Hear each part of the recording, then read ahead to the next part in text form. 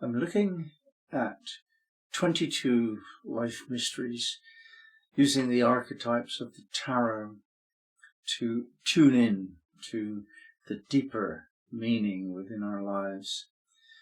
And I'm dividing the 22 mysteries of the major arcana into 21 and the Fool and 7 paths, each having 3 different qualities: the quality of freedom, the quality of evolution, and the quality of creativity. In other words, we're free to move in any direction we want until we meet something that contains the energy. And that's the process of evolution that develops then when there's a container for that spark of initiative. And that evolution takes any form you can imagine, and that's the creativity principle. Now I'm going to go and say that again and again. Each one of these videos will be repeating that general principle so that we really learn it. There's a lot going on here and I want to really make my point. So we looked at the magician before, and this was the energy of ability, competency. And we found that if we know the elements, fire, earth, air, and water, and we know how to use them, and know what they are, and what to do about them, and how they mix, and how to mix them all together in a perfect balance to get ether, when we can do all of that, then we have the skills of the magician. Each of us really has the ability to turn our ideas into form. It is what makes us who we are as a species. The human being can imagine something that has not been imagined before and make it so. And the magician, therefore, is powerful in that expression of freedom. I can do what I want. That kind of power. However, this normally corrupts the individual. That level of power, it carries with it a certain sort of responsibility to learn of the implications of what you're doing. Now here we come to the High Priestess, wisdom. In the Jewish tradition, they would call this principle Shekhinah, which is like the light of wisdom. It's different from the magician's light of ability or cleverness. Wisdom really has to be felt as well as thought. That's the first thing. It's a feminine principle. Secondly, we have the idea of considering implications, looking into the future before you do something, considering implications. And the High Priestess is symbolized by a woman seated, a passive expression, covering almost, veiling a book that she's holding. And that book is the explanation of how things are, the meaning of life, and it's veiled. And so we have the sense here of hidden knowledge. The occult means that. Esoteric means that. Mysteries means that. There are hidden things. They're not hidden by somebody who's wanting to keep the secret quite so much, although that does happen, quite so much as hidden because we're not looking properly. We need a certain attitude of seeking in order to find these particular mysteries. Now, the general principle of seek and you will find is, of course, true. And yet, when we're looking for the mysteries of life, the meaning of life, how it all hangs together, what's going on, what are we doing, what should we be doing, what will happen if we do that, these are the mysteries that just because they're hidden, it doesn't mean they cannot be revealed. They can be revealed. And each of us will find our own method of revelation, which in the end is self-revelation. We try in the end to reveal self to the self, which reveals the mystery of God. In this particular case, we're esotericists. We study things like tarot and astrology and numbers and all these kind of correspondences to life. And if you take it really seriously, you'll find your own path, and each of us will have a different path. Some of these paths have been replicated, shall we say, throughout millennia. Astrology is one. Also the study of numbers. This was done thousands of years ago, and this is a very great favourite of mine. And so I'm studying the number 7 in some depth, in great depth. The introduction I had to the number 7 was at birth. I was born on the 7th of May. And little by little I came to understand that that number 7 was considered lucky or mystical or magical. And why are there 7 rainbow colours? It doesn't need to be that way. Why are there 7 days of a week? It doesn't need to be that way. And we see that there are 7 moving lights in the sky, sun, moon and 5 inner planets. 7 is really obvious to us. So I've studied this in even more depth in my journey through the planes of consciousness in Sufism. And I've come up with a 7-word system to give a shorthand version of the 7 planes of consciousness. And then I've studied the star, called the Elven Star, which has 7 points. And these star configurations, they give rise to paths, especially the odd-numbered stars, of course. So we have within the 7-pointed star of the Elven Star 7 paths. And these paths are hidden from plain sight because you need to do work and you need to use your intuition to understand what they mean. But I have found that when we look at path workings, when we look at the number 7, intuition arises that tells you something that you didn't know before. And I think that's what we're doing with this esoteric study. We're not actually learning the truth, which I don't think exists. I think that truth is a subjective experience.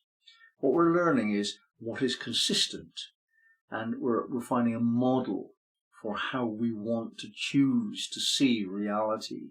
And a lot of people, for a very long period of time, have chosen that 7 is a very good model to use. That's why we get 7 days of the week. Sundays are like Sundays, aren't they? Saturdays are like Saturdays. You know, it's really obvious and so deep within us that it's hidden from consciousness. But we have chosen as a species to model ourselves and our somatic experience of life on the number 7. It feels different on a Sunday to how it does on a Saturday. It used to be more so, and there is a dumbing down occurring because we're not featuring the days of the week in a special way anymore. They're all merging into one blob of time. Nevertheless, the weekly rhythm is strong within us still for the moment. So we do have some rhythm of 7 to consider. Now what I want to do is to go through the 7 paths that we're using to study this material, this course that I'm teaching here. And I want to point out that these 7 paths are consistent with the idea of the High Priestess veiling the mysteries. One could say that she is veiling a book in which these 7 paths are explained, or the tarot mysteries are explained, or the Holy Trinity is explained, which we're trying to do in astrology as Uranus, freedom, Pluto, evolution, Neptune, creativity. So these ideas that we have that stimulate the intuition to know stuff, these ideas are the secrets that the priestess is hiding. So let's go through those 7 different paths now. I'll just list them first. We have, first of all, the path of life. Then we have the path of truth, and the path of joy, the path of power, and the path of magic, and the path of awareness, and the path of soul. Each of these paths represents kind of a journey between two archetypes, and the mastery of each path exists when neither of those two archetypes is either a challenge or a seduction. When we're above both, wanting neither in preference to the other, we can master either and we can choose neither. When we're at that level, we've mastered that path. And when we have mastered all 7 paths, then we're in an awakened level of consciousness, which you might call Elven consciousness or even Christ consciousness. So the paths are aligned with the 7-word system. If you put the 7 words, no, hello, thanks, goodbye, please, sorry, and yes, onto the Elven Star in a sequential way, such that there's a journey through the planes. No is followed by hello, which is followed by thank you. So there's this ascending pattern. You have the simplistic expression of what is known in not only Sufism but also Buddhism as the 7 aspects of life, the dimensions of life, to do with how we experience light or energy, the slowest form being the earth plane, the word no. So if we understand the fundaments of the 7-word system applied to the Elven Star, that will give us a clue into the meaning contained within the paths. So the path of life joins the points which are no and please. So the word no is to do with self-protection, creating boundaries, and the word please is to do with visionary purpose. And then we give thought to this. The path of life is mainly to do with not dying. That's quite an important thing to get right first. And that survival instinct is represented in that we need to win our food, find a shelter, clothe ourselves, work out the basics in life so that we don't die. And those people that don't manage to work that out, they die. And there are people in the world that can't find the way to work that out. But we need to do that. In our own lives, it probably is raised to a level of not so much death, but being unable to become. So that a part of us dies off because we just haven't got the resources to make life work. Now, the other end of this life path is the path of please, which is the visionary purpose in life. And this is our lives, isn't it? We survive so that we can achieve our goals. Now, if we give up one in order to do the other, if we only concentrate on our future, what we'd like to have instead, and we forget the here and now, we get into serious trouble. You have to deal with the here and now. You have to pay the bills, get the food sorted out, and so on and so forth. And if you don't do that, you can't visualize your future. It doesn't work. You can't have your vision come true. But if you only focus on that, the reality of survival, then you're very little more than an animal. So that which is the blend of the survival need and the visionary goal, that's our life. So we have to find a way to blend those two together and keep them in good balance so that we keep it together and we go for something and we never stop doing it. And we actually get to the point where we do not have a preference between whether we focus on what we need to do or what we want to do. So that's the path of life. Now the next path is the path of truth. And this is where that which we believe to be the case may not be. That which we do not even know is an idea to explain life. We have to find out. And this begins with curiosity.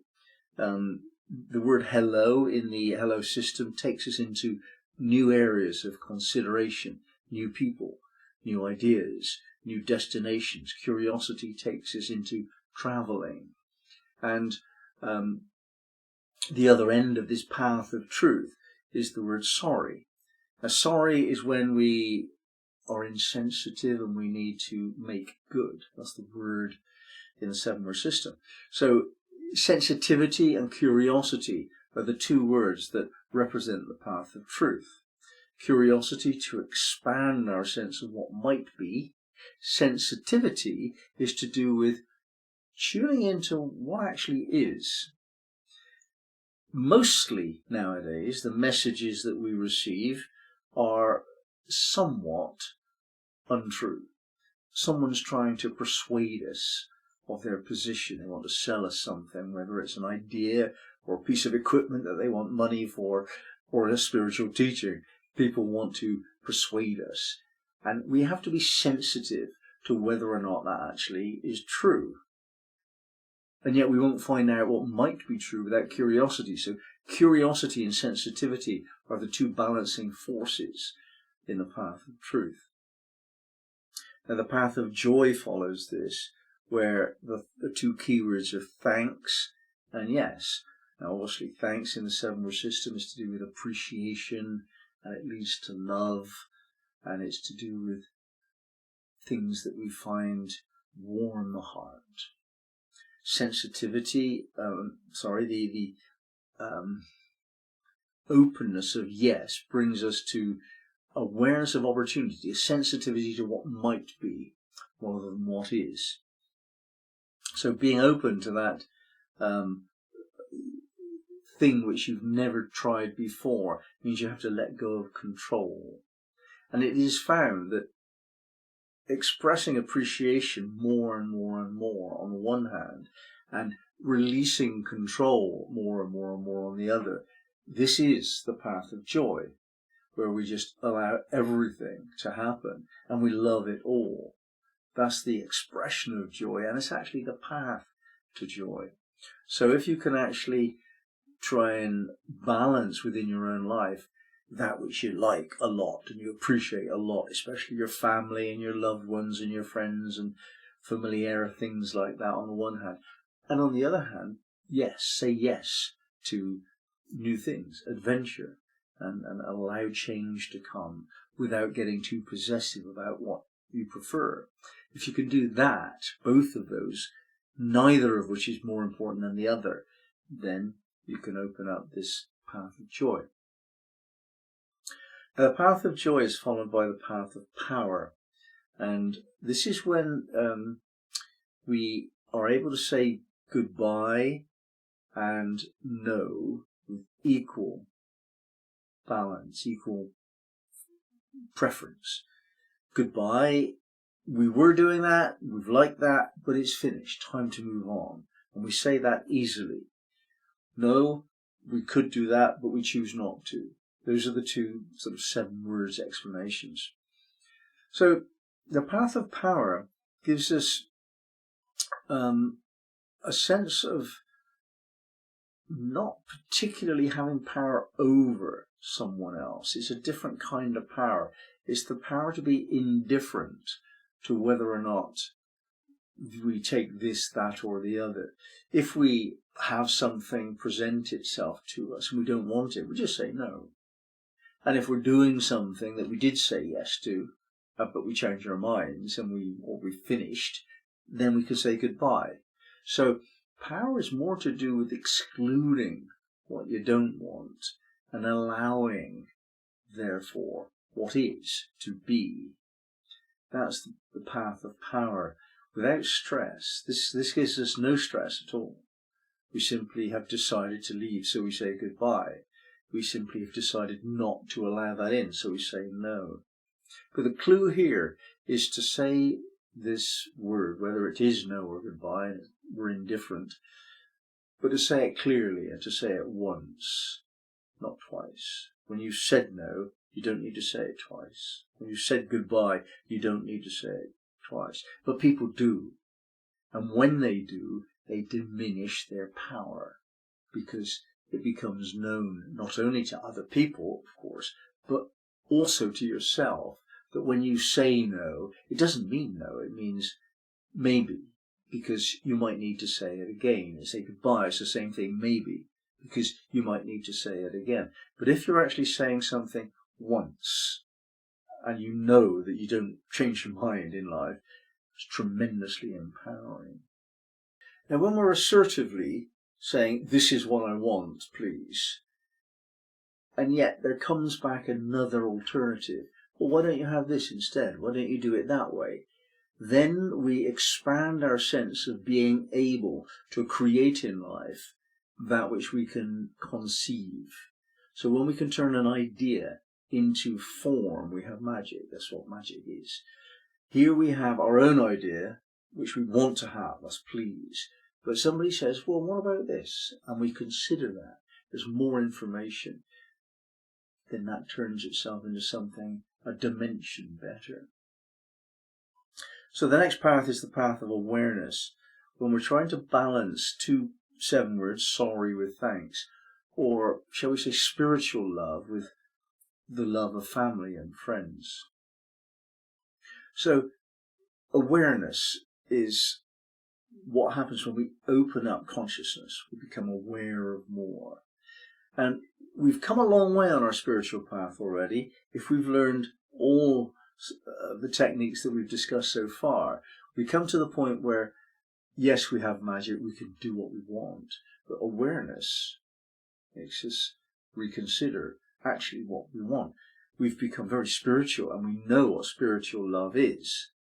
But then there's family and friends and ordinary life. Now in Zen Buddhism, they say before enlightenment, chop wood, carry water. After enlightenment, chop wood, carry water. So this everyday and ordinary thing of wood and water is just like the family and friends, just ordinary stuff. When we've got to that height of being able to magically create anything we want, because of our knowledge of spirituality and principles of secrets of how things work, the awareness that comes is that actually what we want more than anything else, or at least equal to anything else, is the ordinary things. So now we can balance the spiritual specialness in life with the ordinary things. That's a very high level of awareness. And this brings us to the final path, which is the path of soul, which is the balancing of ego surrender and ego expression. In order to awaken to the highest level of spiritual knowledge, we do have to surrender the ego completely at some point. But we're physical beings, we're people in bodies, so ego is a requirement to do that, and to express the ego in a certain way, our own unique and beautiful way, is our purpose in incarnating. And this is said to be the fundamental secret of Sufism, is to create a beautiful personality. So we do this by tuning into the soul, and we can find access to the soul using some of these techniques. And when we can do that, we can identify self as soul, acting through the ego, acting through the body. And so we can choose to surrender the ego or exalt and express the ego, and it doesn't matter to us which, because we're the soul and we're above all of that. But we have incarnated, so we need an ego, and yet we like to be in tune with spiritual reality, so it's good if we can turn that off. And when we're at that level, we're living the path of soul. So I know this is very quick, and we will be going through each of these lessons much more deeply throughout this course. But what we're looking at is the High Priestess energy, the hidden knowledge, the veiled secrets of life. And we don't know that they exist as firm truths. In fact, I would suggest that we know that they don't. In that case, we have to make up our own model, our own system for uncovering the truth. We would be doing that in astrology. We would be doing that in the I Ching or the Futhar or whatever. You can do it through learning healing techniques. You can actually even do it through learning some presentation of worldly techniques, provided you have reached a level of awareness where you can balance worldliness and spirituality at the same time. So all sorts of methods exist for us to awaken. And what we're doing is exploring this particular method of having the 7 paths of awakening. And this priestess aspect is part of the path of life. The magician, the high priestess, and the empress, which we'll study next, they collectively form the path of life. The magician, freedom through ability. The high priestess, evolution through knowledge of the secrets, the secret pathways in life. And we come to the empress next time, which will represent the principle of creativity. Thank you.